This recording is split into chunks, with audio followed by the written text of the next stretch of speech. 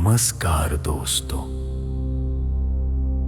आज मैं आपको सुनाने जा रहा हूं एक ऐसी अद्भुत कथा जो हिंदू धर्म के सबसे रोचक प्रसंगों में से एक है, समुद्र मंथन।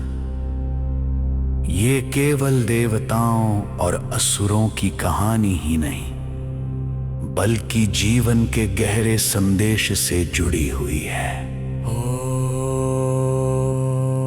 बहुत समय पहले देवताओं और असुरों के बीच लगातार युद्ध हो रहे थे।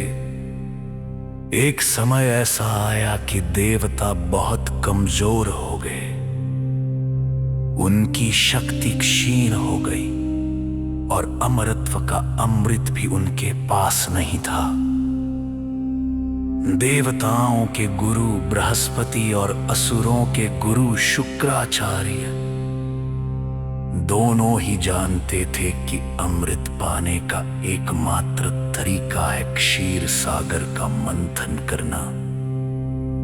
भगवान विष्णु ने सलाह दी, यदि अमृत पाना है तो तुम्हें असुरों के साथ मिलकर समुद्र मंथन करना होगा। और हां, अमृत निकलने के बाद उसे तुम्हें सुरक्षित रखना होगा। मंथन के लिए ये मंदराचल पर्वत को मंथन दंड बनाया गया और वासुकी नाग को रस्सी। देवताओं ने वासुकी का मुंह पकड़ा और असुरों ने उसकी पूंछ। लेकिन जैसे ही मंथन शुरू हुआ, मंदराचल पर्वत समुद्र में डूबने लगा। तब भगवान विष्णु ने कूर्म अवतार लिया, एक विशाल कछुए का रूप, और पर्वत को अपनी पीठ पर थाम लिया।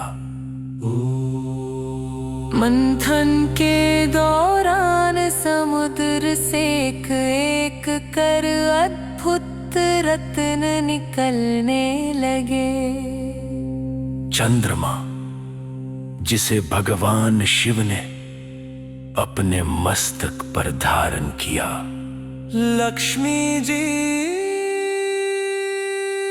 जो समुद्र मंथन से प्रकट हुई और भगवान विष्णु की अर्धांगिनी बनी। कौस्तुभ मणि, उच्चैश्रवा अश्व, पारिजात वृक्ष, कामधेनु गाय और भी कई दिव्य वस्तुएं। लेकिन मंथन के बीच अचानक निकला कालकूट विष। विष इतना भयानक था कि तीनों लोक नष्ट हो सकते थे। तब देवता भगवान शिव के पास पहुंचे। शिव ने बिना संकोच विष को पी लिया और अपने कंठ में रोक लिया, जिससे उनका कंठ नीला हो गया और वे नीलकंठ कहलाए। अंत में समुद्र से धन्वंतरी देव प्रकट हुए। उनके हाथ में अमृत कलश था। अमृत को देखकर असुरों ने उसे छीनने की कोशिश की। तब भगवान विष्णु ने मोहिनी रूप धारण किया। अद्वितीय सुंदरी बनकर उन्होंने असुरों को मोहित कर दिया और अमृत देवताओं को पिला दिया। समुद्र मंथन केवल एक पौराणिक घटना नहीं है, ये हमारे जीवन का प्रतीक है। मंदराचल पर्वत हमारे दृढ़ संकल्प का प्रतीक है। वासुकी नाग कठिन परिश्रम और संघर्ष का प्रतीक है। कालकूट विष जीवन में आने वाली कठिनाइयां और कष्ट हैं जिन्हें धैर्य पूर्वक सहना पड़ता है।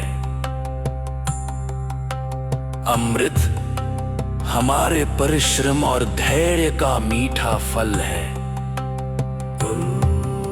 तो दोस्तों, जब भी जीवन में कठिनाई आए, याद रखिए धैर्य, मेहनत और सही मार्गदर्शन से ही अमृत प्राप्त होता है। अगर आपको यह कथा पसंद आई हो तो चैनल को सब्सक्राइब करें और अगली बार मैं आपको सुनाऊंगा एक और अद्भुत पौराणिक प्रसंग जिसमें मिलेगा भक्ति, ज्ञान और जीवन का सत्य। जय श्री हरि।